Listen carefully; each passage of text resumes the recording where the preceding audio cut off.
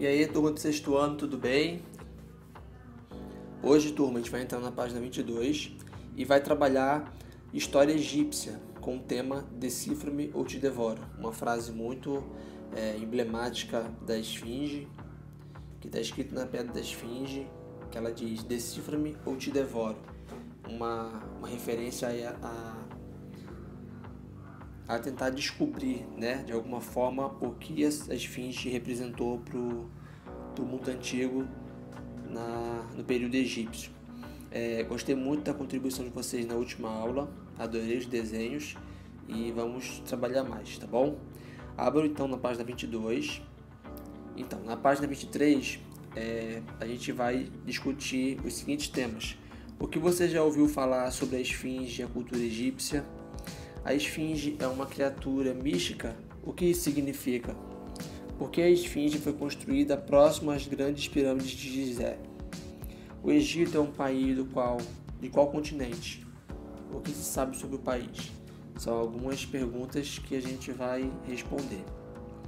Indo para a página 24, acompanhem comigo, alunos, por favor. As pirâmides do Egito. Uma das principais civilizações da antiguidade foi a egípcia. Ela surgiu às margens do rio Nilo, no nordeste da África, por volta de 3200 a.C. Esse local proporcionou aos egípcios que desenvolvessem muitas técnicas para o cultivo da terra e a criação de animais. Pode-se observar registros do cotidiano dessa civilização em pinturas, esculturas, objetos, túmulos das pirâmides, paredes de construções e nos papiros. Papiro, gente, era uma espécie de papel que eles usavam na antiguidade, tá? Feito através de uma planta.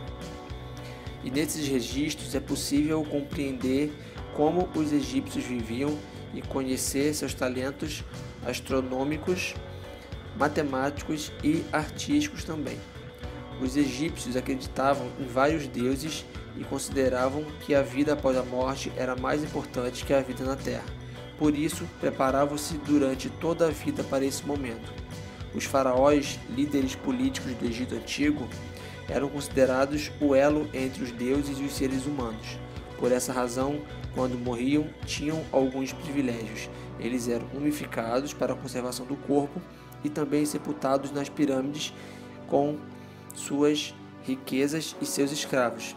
As pirâmides de Gizé foram construídas para abrigar os restos mortais de 3 gerações de faraós: Quéops, Quéfren e Miquerinos, respectivamente pai, filho e neto. Aqui temos algumas observações a fazer, turma. Aqui, ó, papiro, material usado para escrita feita com uma planta do mesmo nome que é encontrada às margens do rio Nilo. E mumificar, para quem não sabe, é embalsamar, procedimento que permite a conservação e não decomposição do corpo sem vida. Geralmente as obras de arte, gente, eram feitas com ouro, tá? Geralmente não. Era primordial que fosse feito com ouro, tá? Vamos lá. Mais de 100 mil pessoas trabalharam na construção da pirâmide de Quéops, que levou 20 anos para ficar pronta. Essa pirâmide foi construída com blocos de pedra sobrepostos sem argamassa. Gente, imagina a dificuldade que era de colocar essas pedras uma em cima das outras. Há várias teorias, né? Que elas foram arrastadas, que elas tinham um procedimento de ser levada e ser construída até o local. Precisava de muitos homens para poder construir, e até hoje é um mistério da humanidade como foram feitas as pirâmides, uma vez que elas eram galerias, tá? Elas não eram blocos totais não de pedra, elas eram ocas por dentro, tá? Como a gente pode ver na imagem aí. Essa pirâmide foi construída com blocos de pedra sobrepostos, sem argamassa, como já falei, e no interior de Quéops labirintos e armadilhas evitavam possíveis saques. As paredes das pirâmides egípcias são cobertas por hieróglifos, símbolos que tinham a mesma função que os alfabetos tem hoje, né, pra gente.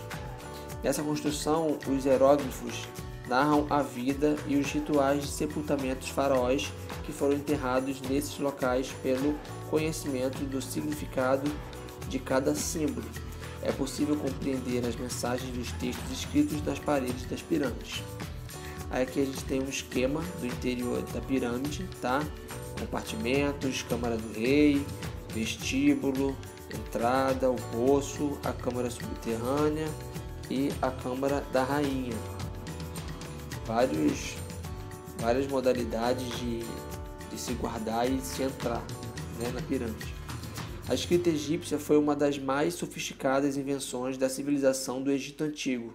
Durante muito tempo, os significados dos símbolos da escrita egípcia permaneceram ocultos, até em 1798, onde um soldado do general francês Napoleão Bonaparte descobriu na cidade egípcia de Rosetta um bloco de granito negro com inscrições feitas em 3 escritas: a hieróglifa, a grega e a demótica, escrita egípcia simplificada.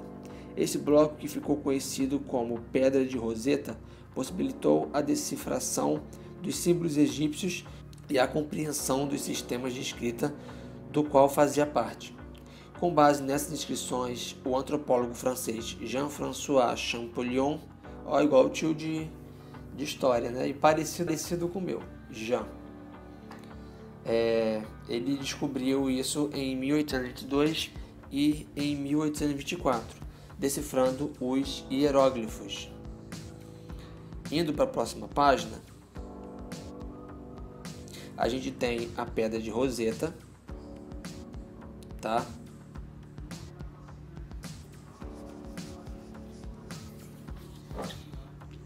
Temos aqui a pedra com a simplificação, tá? A Pedra de Rosetta embaixo, tá, gente? E aqui são os símbolos, em cima são os símbolos dos hieróglifos. Tá, que interessante. Aí a gente vai conversar. Hoje em dia conhecemos muitos aspectos da civilização do Egito Antigo. Como isso foi possível? Através da história. Tá? Se a história não fosse preservada do jeito que foi, a gente não saberia como foi a vida dos faraós, a vida do povo egípcio, tá? Suas construções. A história ela mantém viva sempre, tá? A história eu acho que é um dos principais